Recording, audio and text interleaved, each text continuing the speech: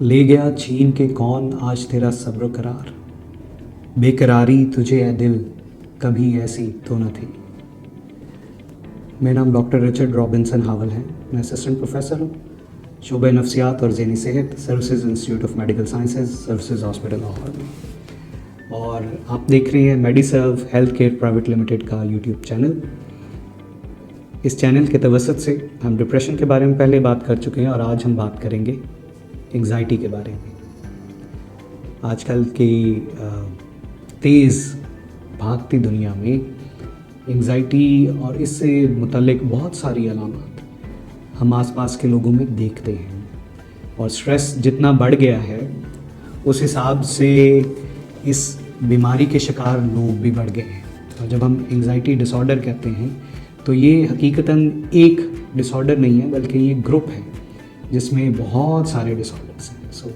कुछ लोग हैं जो पैनिक का शिकार होते हैं, कुछ लोग हैं जो अगोराफोबिया का शिकार होते हैं, कुछ लोग हैं जो सोशल एंग्जाइटी का शिकार होते हैं, कुछ लोग हैं आप देखते हैं अपने आसपास वो खून वाली चीज़ों से, वो बुलंद जगहों से, वो बंद जगहों से, वो मुख्तलिफ जानवरों से, कीड़े मकोड़ों से डरते हैं, उसको हम फोबियाज़ कहते हैं।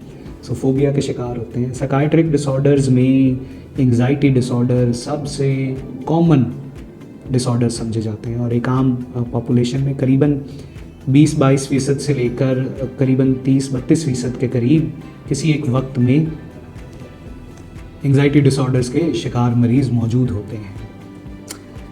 इसकी बहुत सारी हम इकसाम हैं जिस पे बारी बारी गुफ्तगू करेंगे, लेकिन आज हम बात करेंगे जनरलाइज्ड एंग्जाइटी डिसऑर्डर के बारे में।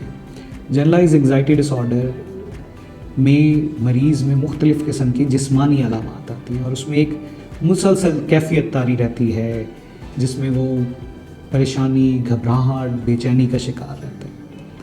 हर दूसरे पल उसको महसूस होता है कि मैं जिस्मानी तौर से ना सिर्फ मेरी तबीयत ख़राब है, बल्कि उसको लगता है कि कुछ बुरा होने वाला है, शायद मैं बीमार हो जाऊंगा, शायद मुझे दिल का दौरा पड़ जाएगा, शायद मुझे फालिज का अटैक ना हो जाए। असल थोड़ी देर के लिए रहने वाली कैफियत तो काबिल बर्दाश्त होती है, लेकिन जब मुसलसल ये कैफियत तारी रहती है तो फिर ना सिर्फ ये कि उसके साथ साथ खाना पीना, ज़िंदगी के बाकी मामूलात मुतासर होते हैं, बल्कि एक तकलीफ़ का एक ऐसा दौर शुरू होता है। जैसे मैंने शुरू में कहा कि किसी भी पल आराम या सुकून नहीं आता है। आप ज़िंदगी की कोई खुशी भी एंजॉय करने के काबिल नहीं रहते। कोशिश करते हैं, लेकिन चूँकि ये एक बीमारी है सो बाकायदा इलाज के बगैर ये ठीक नहीं होती है। और जैसे मैंने आपको बताया कि ज़हनी और जिस्मानी बीमारियां हैं और उनका इलाज भी मौजूद है। जनरलाइज एंग्जाइटी डिसऑर्डर में मुख्तलिफ़ किस्म की अद्वियात मौजूद हैं, जिनमें से एक ग्रुप का नाम SSRI है, सेलेक्टिव सेरोटोनिन रीअपटेक इनहिबिटर।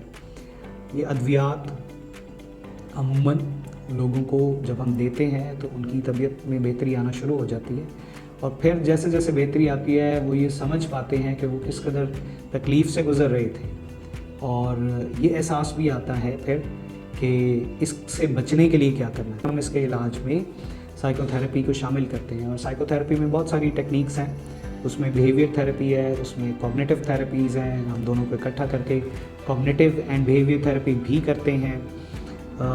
और साइकोथेरेपी की बहुत सारी टेक्निक्स हैं जो कि हम मरीज़ की पसंद और उसकी बीमारी की नौइयत को देखते हुए उसका फ़ैसला करते हैं कि किस तरीके से उसका इलाज किया जाना चाहिए। मुसलसल तारी रहने वाली इस एंग्जाइटी और परेशानी की कैफियत का इलाज इंतहाई ज़रूरी है, क्योंकि आप अपने काम करने की कोशिश तो कर रहे होते हैं, आप अपनी ज़िंदगी को नॉर्मल रखने की कोशिश तो कर रहे होते हैं, लेकिन वो कोशिश मुसलसल नाकाम जा रही होती है।